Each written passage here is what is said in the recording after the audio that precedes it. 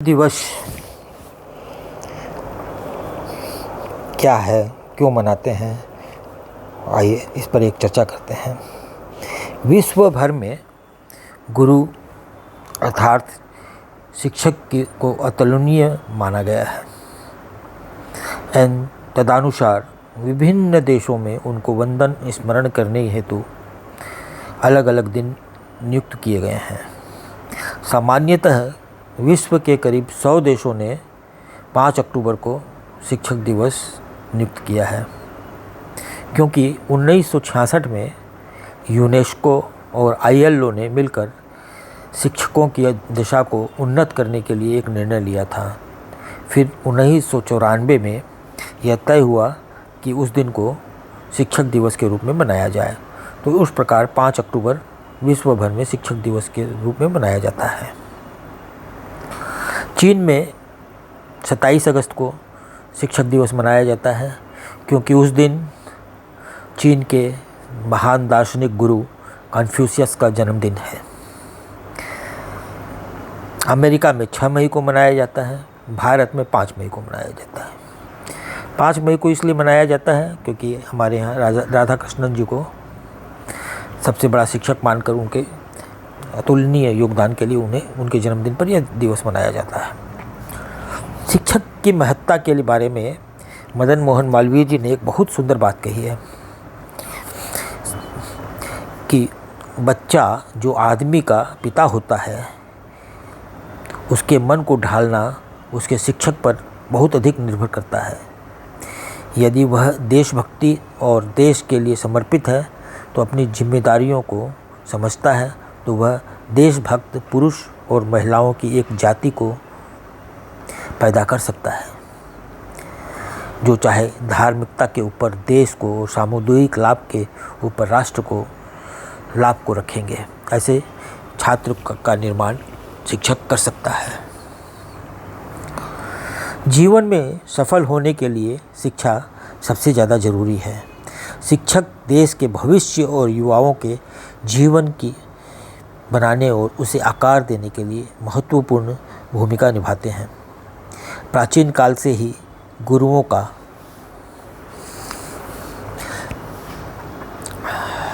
हमारे जीवन में बड़ा योगदान रहा है। गुरुओं से प्राप्त ज्ञान और मार्गदर्शन से ही हम सफलता के शिखर तक पहुंचते रहे हैं। शिक्षक दिवस पूरे देश में उत्साह के साथ मनाया जाता है। इस दिन शिक्षक को सम्मानित भी किया जाता है। डॉक्टर सर्वपल्ली राधाकृष्णन का जन्म, उनकी स्मृति में संपूर्ण भारत में 5 सितंबर को शिक्षक दिवस मनाया जाता है। वह एक महान शिक्षक होने के साथ साथ स्वतंत्र भारत के पहले उपराष्ट्रपति और दूसरे राष्ट्रपति भी थे। गुरु का हर एक जीवन में महत्वपूर्ण स्थान है। तभी तो गुरु वंदना में, गुरु स्तुति में कहा गया है, न गुरोरधिकं तत्त्वं न गुरोरधिकं तप तत्त्वज्ञानात् परं नास्ति तस्मै श्री गुरुवे नमः। सर्वपल्ली राधाकृष्णन जी एक महान दार्शनिक थे और शिक्षक थे, और शिक्षा में उनका काफ़ी लगाव था। इसलिए संपूर्ण भारत में सरकार द्वारा शिक्षा के क्षेत्र में अच्छा कार्य करने के लिए छात्रों को भी पुरस्कार दिया जाता है। ऐसा कहा जाता है कि गुरु अर्थात शिक्षक के बिना सही रास्ता नहीं चला जा सकता। वह मार्गदर्शन करते हैं, तभी तो शिक्षक छात्रों को अपने नियमों से बांधकर अच्छा इंसान बनाते हैं और सही मार्ग प्रशस्त करते हैं। इसलिए यह कहना गलत नहीं होगा कि जन्मदाता से बढ़कर महत्व शिक्षक का होता है, क्योंकि ज्ञान ही इंसान की व्यक्ति बनाता है और जीने योग्य जीवन देता है। आइए कुछ राधाकृष्णन जी के बारे में समझें। इनका जन्म 5 सितंबर 1988 को तमिलनाडु के तिरुतनी गांव में एक गरीब परिवार में हुआ था। आर्थिक रूप से कमज़ोर होने के बावजूद पढ़ाई लिखाई में उनकी काफ़ी रुचि थी। आरंभिक शिक्षा इनकी तिरुवल्लूर के गौड़ी स्कूल के तिरुपति मिशन में हुई। फिर मद्रास में क्रिश्चियन स्कूल के कॉलेज के अंदर इन्होंने पढ़ाई पूरी की। 1916 में उन्होंने दर्शन शास्त्र में MA किया और मद्रास रेजिडेंसी कॉलेज में दर्शन शास्त्र के सहायक प्राध्यापक के रूप में कार्य किया। 16 वर्ष की आयु में इनकी शादी 1903 में शिवा कामू नाम से हो गया। वर्ष 1954 में शिक्षा और राजनीति में उत्कृष्ट योगदान के लिए इन्हें भारत रत्न से सम्मानित किया गया था। हम आपको बता दें कि राजनीति में आने से पहले उन्होंने अपने जीवन में 40 साल अध्ययन का काम किया है, 40 साल अध्यापन किया है। इसीलिए उन्हें आदर्श शिक्षक के रूप में माना जाता है और शिक्षक दिवस उनके नाम पे मनाया जाता है। उनका मानना था कि बिना शिक्षा के इंसान कभी भी अपनी मंजिल तक नहीं पहुंच सकता, इसलिए इंसान के जीवन में एक शिक्षक होना जरूरी है। भारत में स्वतंत्रता प्राप्ति के बाद राधाकृष्णन को जवाहरलाल नेहरू ने राजदूत के रूप में सोवियत रूस के साथ राजनीतिक कार्यों की पूर्ति के लिए आग्रह दिया। फिर 1952 में जब संविधान को हम मूर्त रूप देने लगे तब वह पहले उपराष्ट्रपति बने। फिर राजेंद्र बाबू के कार्यकाल समाप्त होने के बाद 1962 में वे दूसरे राष्ट्रपति बने। 17 अप्रैल 1975 को लंबे समय तक बीमार रहने के बाद उनका निधन हो गया। तो चलिए देखते हैं शास्त्रों में गुरु का क्या महत्व है, थोड़ी सी चर्चा इस पर कर लेते हैं। सूचाकश्चैव वाचिको दर्शकस्तचा शिक्षको शिक्षको बोधकमश्चैव सड़ते गुरुवः स्मृता। प्रेरणा देने वाला, सूचना देने वाला, वक्ता, दर्शक, ज्ञाता, शिक्षा देने वाला, आत्मबोध कराने वाला, ये सब 6 प्रकार के गुरु होते हैं। व्यवहारिक जगत में सबसे पहले माता पिता गुरु होते हैं। प्रायः यही कहा जाता है कि गुरु एक ही होता है और इस धारणा के पुष्टि और दृढ़ किया गया है, परंतु बहुत से उदाहरण मिलते हैं जहाँ विभिन्न कई गुरुओं का उल्लेख है। श्रीमद् भागवत के 11वें अध्याय में परमावधूत श्री दत्तात्रेय महाराज जी ने तो 24 गुरुओं का वर्णन किया है कि उनके 24 गुरु थे, उनसे ही उन्होंने जीवन के हर पायदान पर शिक्षा ली है। जीवन में जो कुछ शिक्षा प्राप्त की यह बताता है कि सीखने के लिए किसी भी गुरु बनाया जा सकता है, हम कहीं भी सीख सकते हैं। उपरोक्त श्लोक जो मैंने सुनाया उसके अंदर कुलावर्तान तंत्र से लिया गया है, जिसमें 6 प्रकार के गुरुओं का वर्णन है। पिता से ज़्यादा माता नज़दीक होती है, इसलिए माँ की जिम्मेदारी शिशु पर अधिक होती है। अतः नारी समाज की शिक्षा दीक्षा नैतिकतापूर्ण होनी चाहिए, जिससे कि माँ अपने बच्चों को उचित शिक्षा प्रदान कर सके। और हमारे धार्मिक ग्रंथों में ऐसे कई उदाहरण मिलते हैं।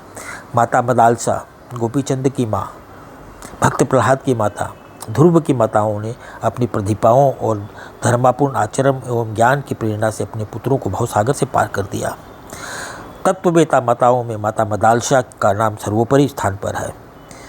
इन्होंने अपनी लोरियों के गीत के माध्यम से अपने 6 पुत्रों को आत्मज्ञान से भर दिया तथा जिसके फलस्वरूप सब परम निवृत्ति को प्राप्त हुए। अंत में अपने सत्य स्वरूप में लीन हो गए और माता मदालसा ने अपने 7वें पुत्र का नाम अलर्क रखा तथा उनको राजनीति की शिक्षा दी, राजनीति के योग्य बनाया और यह भी ध्यान रखा कि कहीं या कहीं संसार में फंसा न रह जाए। इसलिए उन्होंने अलर्क के गले में एक ताबीज़ डाल दी और अलर्क से कहा कि जब भी कोई विपत्ति आए तो इसे खोलकर इसके अंदर लिखा शिक्षा का मंत्र ग्रहण कर लेना और इससे तेरा परम कल्याण होगा। कालांतर में जब अलर्क पर जब विपत्ति आई तो उसने उस ताजीब को खोला तो उसमें एक श्लोक लिखा हुआ था, वो इस प्रकार था। संगः सर्वात्मन होय सचेतत्वं न शक्यते सश्रद्धि सह कर्तव्य साधु संगो हि भेषजम्।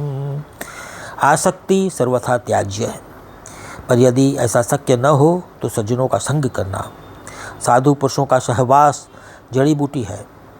सभी कामनाओं को छोड़ देना, चाहे यदि सभी कामनाओं को छोड़ने के में असमर्थ हो तो मुमुक्षु कामना करनी चाहिए। मुमुक्षु का कामना संसार के सभी कामनाओं को नष्ट करके महान औषधि है। गुरु ब्रह्मा गुरुर विष्णु गुरुर्देवो महेश्वरा गुरुर साक्षात परम ब्रह्म तस्मै श्री गुरुवे नमः। अर्थात गुरु को ब्रह्मा कहा गया है। जिस प्रकार ब्रह्मा सकल सृष्टि को जन्म देता है, उसी प्रकार गुरु अपने शिष्य को गुरु को ग्रहण करके उसे संस्कारों का प्रत्यारोपण करके उसको नया जन्म देता है। उसे द्विज कहा गया है। द्वि का मतलब दूसरा, जय का मतलब जन्म। इसलिए गुरु को ब्रह्मा कहा गया है। इस प्रकार सृष्टि का पालन करने वाला भगवान विष्णु कहते हैं, उसी प्रकार गुरु अपने शिष्य का समस्त भार अपने ऊपर ले लेता है और इसलिए गुरु को विष्णु भी कहा गया है। भगवान शंकर इस सृष्टि को विनाश करते हैं, उसी प्रकार गुरु अपने शिष्य में निहित समस्त विकारों का विनाश करता है, इसलिए उसे शिव भी कहा गया है। एक पूर्ण सद्गुरु ही किसी प्राणी को अवगमन के चक्कर से मुक्त कर सकता है, इसलिए गुरु को साक्षात पार ब्रह्म परमेश्वर कहा गया है। इसके पठन पर मन में यह विचार आया कि लिखने वाले ने ये क्या लिख दिया। क्या सचमुच गुरु ऐसा होता है? उसकी तुलना साक्षात ब्रह्म परमेश्वर से कर दी जाए? मन ने कहीं यह सोच न सका तो अपने इधर को उधर दौड़ाया तो पाया कि कबीरदास जी ने तो यहाँ तक लिख दिया, 7 समुंदर की मशी करूँ लेखन सब बनवाए, 7 समुद्र की मशी करूं लेखन सब बन राय, सब धरती कागज करूं गुरु गुण लिखा न जाए। गुरु में वह गुण भरे हैं कि उन्हें लिखा ही नहीं जा सकता। अगर और गहन विचार करें तो हम पाते हैं कि कबीरदास जी तो गुरु परमेश्वर को बड़ा बता रहे हैं। गुरु गोविंदो उखड़े काकू लागू पाए, बलिहारी गुरु आपनो गोविंदियो मिलाए। इस दोहे को ध्यानपूर्वक पढ़ने से पता चलता है कि गुरु को इतना महत्व क्यों दिया गया है। सचमुच यदि गुरु ईश्वर से मिला सकता है तो वह गुरु ईश्वर से भी बड़ा है। अखंड मंडलाकारं व्याप्तमेन चराचरं तत्पदम दर्शितम येन तस्मै श्री गुरुवे नमः। सर्वव्यापी ईश्वर को तत्व के रूप में अंतर्घट में ही प्रत्यक्ष रूप से दिखा देने वाला पूर्ण सद्गुरु होता है और हमें ईश्वर दर्शन के लिए उसी पूर्ण सद्गुरु के शरण में जाना चाहिए। इस विषय में बहुत सारे लोग कहते हैं कि हम तो नित्य मंदिर जाते हैं, कोई लोग कहते हैं कि हम मस्जिद गुरुद्वारा गिरजाघर जाते हैं, फिर भी हमें गुरु के पास जाने की क्या ज़रूरत है। तो इस विषय में हमारे ग्रंथ कहते हैं कि राम कृष्ण से को बड़ो तिहुनक गुरु कीन, 3 लोक के नायका गुरु आगे आधीन। अर्थात जब ईश्वर चाहे खुद ही क्यों न धरती पर आ जाए फिर भी उन्हें गुरु के पास जाना पड़ता है और गुरु के आचरण से ही उनका कल्याण होता है। इसलिए गुरु का होना बहुत ही आवश्यक है। अतः हमें आवश्यकता है कि ऐसे किसी पूर्ण सतगुरु की जो हमें प्रज्ञा चक्षु खोल दे, हमारे दिव्य नेत्र खोलकर हमें अंतर्घट में ही परमात्मा को साक्षात्कार करा दे। मैं सूक्ष्म ढंग से गुरु की महिमा लिखने का प्रयास किया है। शास्त्रों में तो कहा गया है कि सभी समुद्रों के जल को शाही बना दे, सभी पेड़ों की कलम और समूचे पृथ्वी को कागज, और गुरु की महिमा लिखें तो भी ये कम पड़ेगी।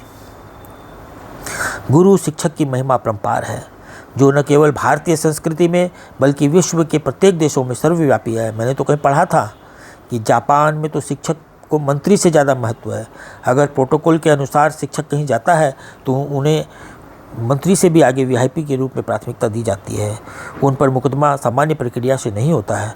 भारत में राधा कृष्ण जी को याद कर हम शिक्षक दिवस मनाते हैं। वे वरेण्य हैं, पूजनीय हैं, इसमें कोई मतभेद नहीं। उनकी सरलता के किस्से मैंने डॉक्टर छागला की पुस्तक रोजेस इन दिसंबर में 1974 में पढ़ी थी। कैसे वो राष्ट्रपति होते हुए लंदन की सड़कों पर उतर गए प्रोटोकॉल तोड़कर, फिर अपने पब्लिशर से मिलने चले गए। उनकी सरलता सहजता आज कहीं किसी राजनेता में नहीं मिलेगी। पर क्या यह सुंदर नहीं होता कि हम अपनी संस्कृति को क्षुण्ण रखने वाले अपने आदि गुरु शंकराचार्य की स्मृति में भी इस दिवस को मनाते हैं? क्यों ना हम 5 सितंबर को ही सही शंकराचार्य को भी स्मरण करें। भारतीय राजनीति में भारतीय दर्शन की नई परिभाषा दी, जिन्होंने ज्ञान से अंध घेरे भारतीय अंधविश्वास को दूर कर एक नई रोशनी दी। अंत में जाते जाते मन की व्यथा करता हूँ, नहीं पिता सम गुरु रहे, नहीं पिता सम गुरु रहे, कैसे नवाऊँ मात, निज मन में श्रद्धा बिना जुड़े कभी ना हाथ, जुड़े कभी ना हाथ।